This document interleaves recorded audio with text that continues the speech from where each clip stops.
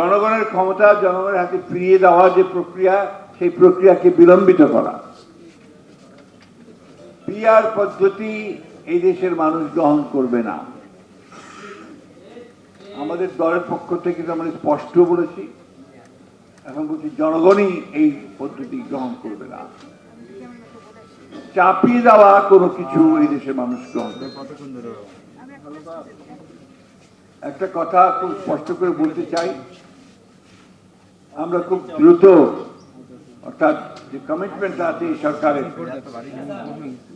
ইউনূস সাহেবের, 26 সালের ফেব্রুয়ারি মাসের মধ্যেই নির্বাচন হবে।